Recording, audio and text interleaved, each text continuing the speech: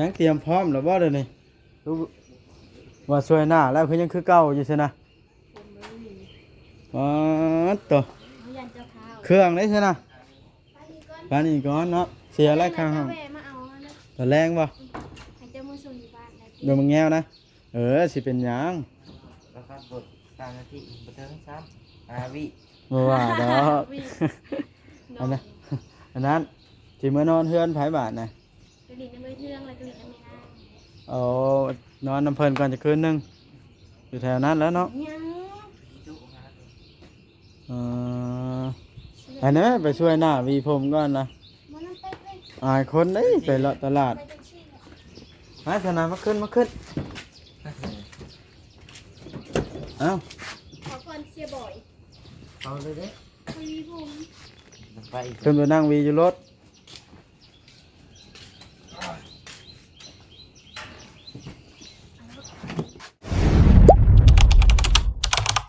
อย่าลืมกดติดตามเพื่อเป็นกำลังใจให้ผมด้วยนะครับทุกคนขอบคุณมากๆครับพี่น้องสบายดีเด้อเปิดภาพขึ้นกับตอนเช้ามาเลยมาแต่เช้าพี่น้องเผาไปเทคานเฮือนประตูนั่นประตูโชมแม่ของหมดแหละเนาะเราก็มาหาน้องแต่ที่มาบอกน้องแต่ก่อนเบาเตียงเราบ่อยู่พี่น้องเลยว่าจะพาเราไปหาเบาเตียงนี่ตัวว่ามานี่สิบอกเราให้เรากลับก่อนเงินสิหมดเงินเราเบาเลยให้แต่มือเส้นดินข้าวนั้นซื้อกินกูมือมันก็หมดแล้วเนาะเพิ่นที่แรกเพิ่นว่าสิไปลิ้นน้ำแม่นางก่อนเพิ่นว่าแต่ว่ามันบ่ได้แล้วมาวัดก็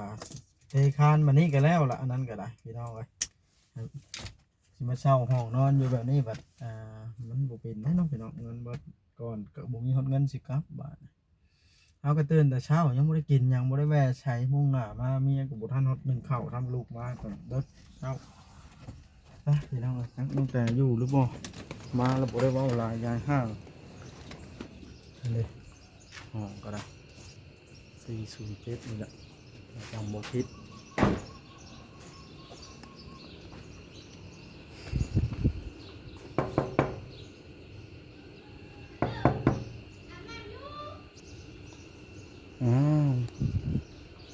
เงียบบาดนะพี่น้องเอ้ยเฮ็ดได้เนาะนะ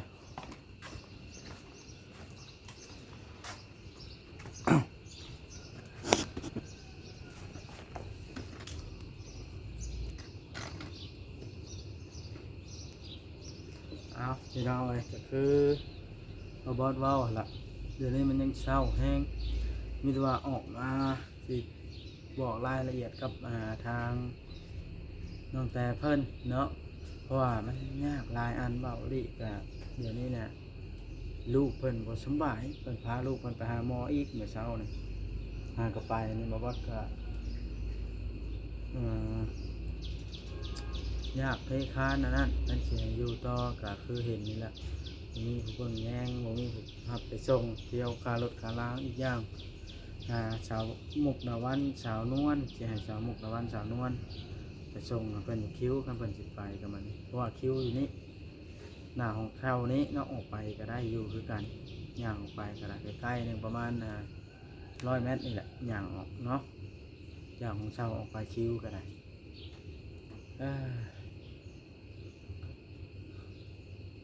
คือบ่วัดเว้าแหละเนาะแต่ละอันละอย่างก็ได้เด็กเอาลิไปลูกรถบวัดก็ได้เที่ยวแต่ข้าซื้อมันขี่คูมือขี่ทางไก่ลิ้นก็พอเปลี่ยนแล้วอุกใจเยอะ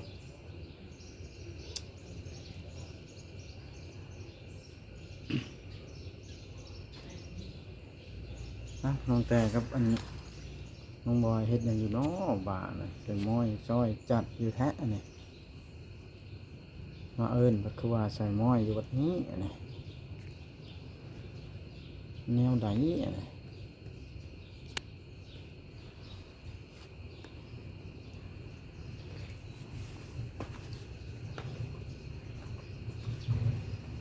เป็นไรเนาะยังบ่ตื่นบ่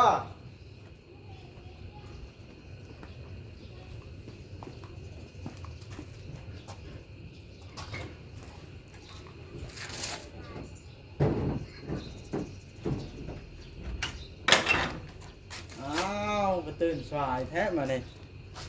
ฮะตื่นสวยแท้มานี่ ตื่นแต่เช้าแล้วเลยไปไหน เออ เดี๋ยวหายาล้างหัวจนกับกันนึงไปทางไหนมึง โยสิไปท่านได้สิมาส่งเจ้าอันคิวรถนี่แหล้ว มันอันนั้นเราเรียกกันลูกเพิ่นพาลูกไปห้องหมอเดี๋ยวนี้นะเพิ่นยากเรียกหลายอันนั้นก็ได้เพิ่น มื้อ อุ อื่ บ นน้องเมื่อเองก็ได้ มาเอิ้นว่าสิมื้อ แม่นเพราะว่ามื้อนี้สิเขามาเล่นบ้านก่อน สิมื้อดมแง้วบ่เอา มื้ออื่นเดี๋ยวน้องรัดรถออกมาจากบ้านก็ได้ อยู่นี่ก็ได้เนาะโทรอันนั้นแหละเขาอันสาวนวลสาวมุกดาวันมาเล่นน้ำเจ้าก็ได้อยู่ห้องมานี่อยู่ห้องจังหน่อยชายจังไปก็ได้เนาะเพราะว่าอ้ายบัดสิไปเทคานเฮือนหลังนั้นให้มันแล้ววันนี้นะเฝ้า ก็ได้ เพราะว่ามันเวียกเด้อืม บ่เห็นได้ บอกแล้วบ่ต้องช้าสิล่ะมื้อหน้าจังช้า พาเพิ่นลงไปย่างในตลาดไปตลาด มื้อใดล่ะ มื้อนี้ได้สิไปน้ำบ่อบดได้ไปอาบน้ำแล้วนี่ มานี่เลย อยู่ใช้ตลาด นี่ปะ อืม เพ แล้ว ราะว่ามาแต่เสือบ่เคยพาเพิ่นเขาที่เทื่อดิ อ๋ออ่าน้องแต่อันคือเรื่องอันไปเรียกว่าสิไปเล่นน้ำบ่เตียงทางอ้ายโทรเบิ่งแล้ว เพิ่นบ่อยู่น้องก็เบิ่งคลิปเพิ่นอยู่ เราบ่อยู่เราตอบมาสั้นๆโดยบ่ว่างเราช่วงนี้ยังบ่ได้อยู่เฮือน เพิ่นบ่ได้อยู่เฮือนน้องก็เบิ่งคลิปเพิ่นตลอด ถ้าเพิ่นอยู่เฮือนก็ยังว่าเนาะ เที่ยวหน้า เที่ยวหน้ามามื้อหน้าก่อนเนาะ อืม เมื่อยใจเด้น้องแต่ไอ้บ้านะตนเบาลิลูกก็บ่สำบาย มาหมอนบ่มื้อนี้กะ ตามหลังกันได้เพิ่นแล่นก่อนค่อยแล่นน้ำหลังเพิ่นลูกเพิ่นเจ็บท้องนะนั่นเด้ลายนั่นอิ่มอาบน้ำแล้วล่ะ มานั่งอยู่น้องแต่สิถามนี่เป็นได้เมื่อวานนี่นะไปหาพ่อแล้วนะ ไปหาอะไรก็บ่จักแนวว้าวเพิ่นก็ข้าวเวีย บ่จักได้เว้าได้ว่านํเนาะจักสิว่านั่นใดแหละน้องแต่เอ้ยอ้ายก็ได้ยากเวียกกันสิพาค่ะไปส่งหันส่งนี่จ้ะมื้อนี้คำบ่ยากเวียกสิพาไปอยู่ไปนั่นใดก็ได้เพราะว่าคันอ้ายบ่ไปบัดเขาบัดบ่มีผู้เป็นบาดในเทคานนั่นก็ได้ หาเที่ยวหน้าเที่ยวหน้า อย่างกันใหญ่น้องแต่อยู่เฮิงผัดคือให้เว้าแล้ว มันสิบ่มีเงินมื้อเนาะมาอยู่แบบเมื่ออยู่บ้านตัวเองมีบ่มีก็นอนอยู่บัดนี้บ้านหลังครัวนะแล้วเรื่องเฮ็ดเรือนเฮ็ดชานแล้วต้องว่ากันเนาะได้แต่คนคว้าน้ำหลังอีกเทื่อนึงช่วยหน้าแล้วบ่นี่หากนอนตื่นแล้วยังบ่ทันช่วย ช่วยหน้าเด้อจะหน่อยสาวมุกวันสาวนวลสาวนั่นหุ่มมาพอดี ยังอยากนอนเมื่อวานนี่ก็บ่เคยไปคือว่าไก่แท้ ไก่บ่ น้องเมารถได้ในขนาดนั่งหลังเลยนะเมารถ เกือบซ้ำไปอันนั้นเนาะเกือบซ้ำไปบ้านเจ้าแล้วบ่ รู้สึกว่าตอนบ่าวจอดเติมน้ำมันรถนะคือรถไหลอะไรน้องเบิ่งคือว่าไหลเป็นโอ้ยตายมาแบบนี้ อืมอันนั้นบ่เดี๋ยวนี้สิติดรถไปน้ำไปลงตลาดบ่ นี่ไปดิ สิบ่ช่วยหน้าบ่ สวยเล่นเนาะ อืมอันนี้แม่งจะไปช่วยหน้าคอยสิสัมภาษณ์น้องบอยท่ามันสิเสียเวลาขอตู้เวียงกระท่าอยู่เดี๋ยวนี้เตรียมไปเทคานเพิ่นล็อกข้างแน่บ่โอ้ยเลขห้องน้องแต่ละเสยม้อยเลยบ่มานจักดิเลขไทยก็ไปออก09เลขอันนี้มัน07บ่ถูกแล้วยังเตรียมพร้อมแล้วบ่เดี๋ยวนี้รู้ว่าช่วยหน้าแล้วเพิ่นยังคือเก่าอยู่ใช่นะอ๋อตัว เขายันเจ้าข้าว เครื่องได้ใช่นะ ไปดีก่อน บ้านนี้ก่อนเนาะเสียแล้วข้างห้อง แม่มาเอานะ ตะแรงบ่ ให้เจ้ามือส่งอยู่บ้านนะ เดี๋ยวมึงแง้วนะสิเป็นหยัง ไป บรถ3นาทีบ่ถึง3 5วิ บ่ว่าดอก วิ่ง อันนั้น อันนั้นสิมานอนเฮือนไผบ้านน่ะ กระดิ่งน้ำมือเทืองแล้วกระดิ่งน้ำมือหน้า โอ้นอนน้ำเพิ่นก่อนจะคืนหนึงอยู่แถวนั้นแล้วเนาะ ยัง จุหาตัว เอออันนั้นไปช่วยหน้าวีผมก่อนนะ มันนั่งไป อายคนเด้ยไปเลาะตลาด ไปจังซี่แหละ มาธนามาขึ้นเอ้า ขอก่อนเสียบ่อย เอาเลยเด้ คุยผม มันไปอีก ขึ้นไปนั่งวีอยู่รถ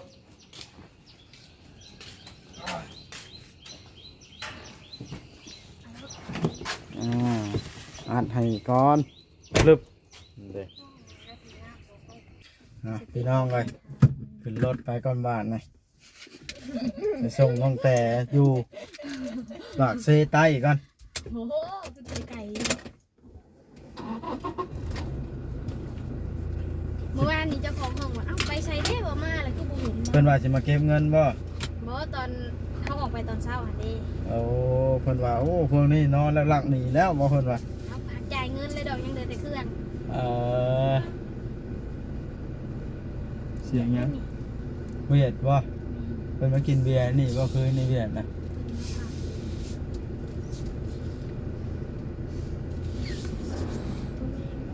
ไปซื้อหยังน้องบอยตลาดนะ แล้วมันเพิ่นที่มันจะไป เออ นี่ตั้งแต่ ไผเป็นผู้อยากไปบ้านไหน น้องนี่แหละน้องนี่ เอาถือแต่กระเป๋านะครับ ก็ดีเดี๋ยว แล้วสิมาไปได้บ้านนะ ยังแล้ว ใกล้ๆนี่เนาะโทรอันนั้นแหละสาวมุกกับสาวนั้นเราเพิ่นกับเพิ่นสิมาถ่ายเจ้าอยู่สาวมุกดาวันกับสาวอย่างสาวนวลตาสาวแก้ว แล้วก็บ่าวซุกซิก ครัวสาวแก้วเลยน้องเนี่ย แมนคันได้เจ้าสิเมื่อเด้อบ่แง้วก็คันว่าสิเมื่อกลางเว้นก็เมื่อคันว่าถ้าเมื่อพ่อไม้ตอนแรงก็ท้าอายกลับมาให้สิมาแวะเอาดอก จะเลยถามเมื่อความเราบอกยังไม่พักผ่อนเลย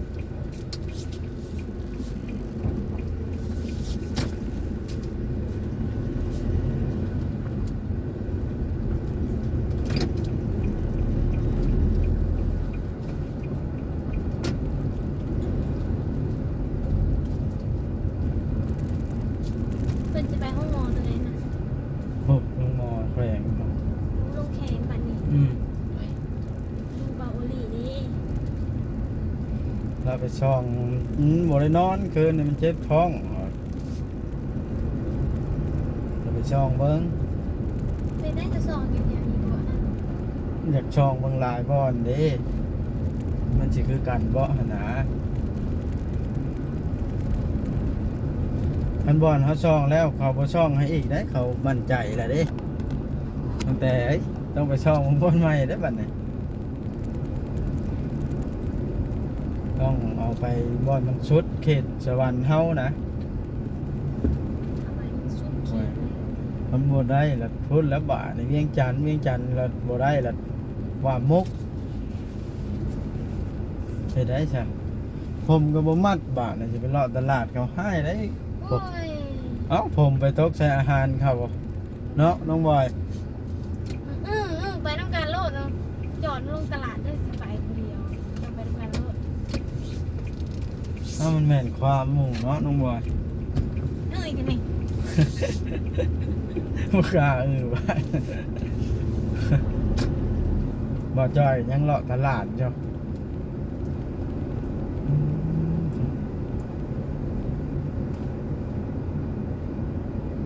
จะนอนสงการนี่เนาะแถวนี้ โอ้สงกรานต์บ่มีเงินสิไปเล่นสงกรานต์ มีเหมือนกัน อยากเฮ็ดได้มันเลาะตลาดอยู่ไสเราอยู่ไหนเห็นบ่ย่างเข้าได้บ่ ใช่ มันทางแคบเองนะเข้าไปแล้วมันอ้อยรถยากไว้นะแล้วมันไกลๆนี่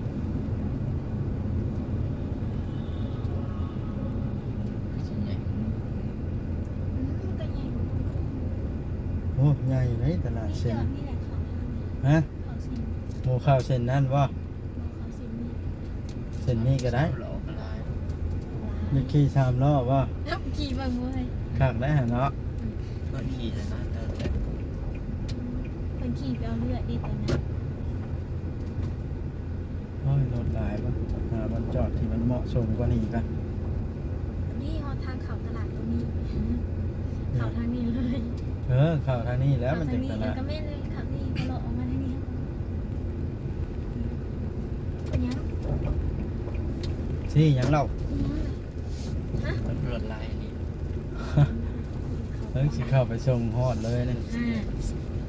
เดินละ ไปมาฮอดตลาดตึก เราก็ไม่ถือเลยที่นี่ไปต่อกันเลย เออ ก็แพงเท่า อัน นี้ นี้ ไป เลย แกะเอา ห้านรถไทยตัวเขาเห็นเราอยู่ในเฟซ สิให้คอยซื้อของไปต้อนบ่จ้อยบ่เนี่ย นี่ ซื้อไปต้อนร้านขึ้นบ่จ้อยชาแนลแล้วซื้อตอนข่อยข่อยก็ยังบ่ได้กินข้าวอยู่ออก เห็น มา สุ แต่ ด เด้อ น้อยเลยอยากซื้อให้ร้านแต่ร้านก็ว่า หลานตุ๊กนี่ ได้เลย บ่ทันเคยเห็นหน้าจักเทื่อท่านเอามา บอก ฮะ บ่เคยเห็น อ้าวบาได้เข้ามาแล้วอยากจอดรถก็บ่มีวันจอดบานะ นอกจากเจ้าลงลุ่มผมจะไปเลี้ยวรถอยู่ลุ่ม ก็สิได้ลงพุ่นแล้วบานะ ตอนเช้าลงมา สุดนี้มาเนี่ย ใหญ่กว่าร้าน โอ้กำลังลังขึ้นมากำลังลังขึ้นมารุดอยู่ ตัวใหญ่เนาะ โอ้โอ้สุดมีสุดงามๆเนาะ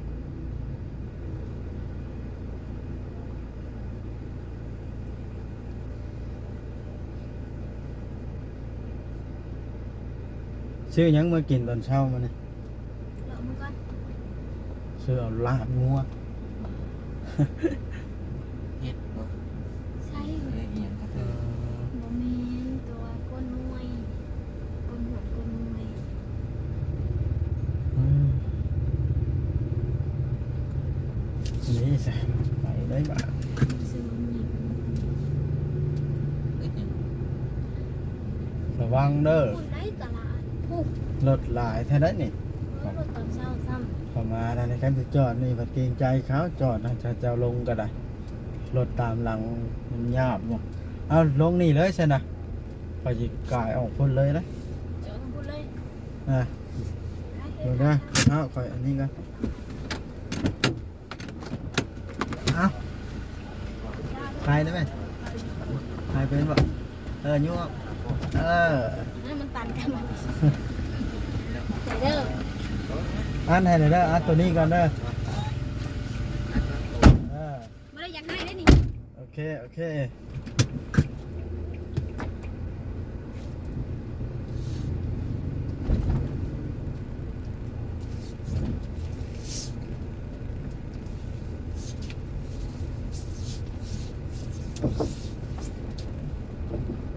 าพี่น้องไอ้บาทเนี่ยทางเฮาก็ได้มาฮอดมาส่งตั้งแต่ลงตลาดเพิ่นมาเลาะมาซื้อน้ำกินพี่น้องเอ้ยเฮาก็ออกมาแต่เช้าบ่ได้ซื้อหยังแล้วเนาะมันดึกเด้เราก็สิได้เดินทางไปรับหมู่กันบ่รับหมู่ที่รอท่าเตรียมสิไปเททานน้ำกัน อยู่ภาคหนองเห็นเพิ่นละบาทแรงสิมารับตั้งแต่อีกในช่วงบ้านเทืองว่าซั่นเราอยากไป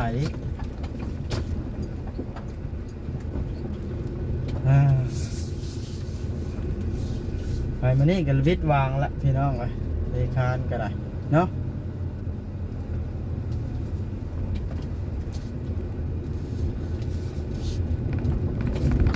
เอาพี่น้องโอเคเด้อบาทนะมีแต่ว่ารอเบิ่งรอชมตอนต่อไปจะเป็นแนวใดก็ได้เอาจบคลิปซ้ำนี้แหละตั้งใจขับรถก่อนพี่น้องเลยรถหลายขนาดขี่กูมือรถก็ได้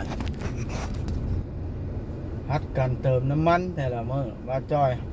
100,000หวานนะบอกว่า100,000บอกยังใช้50ดูกับไฟ50เติมไอ้มื้อละ7-8 ลิตรไปโอ้มันก็ไปกลับบ่ได้เลย ละ400,000โหเติมน้ำมันผัดอันขี่รถจักรผัดแห้งโผล่กว่าบาทเลยเพราะว่ารถจักรมันเติมนวดไป4คนกับ4คันคันละแสนปลายบาทเลย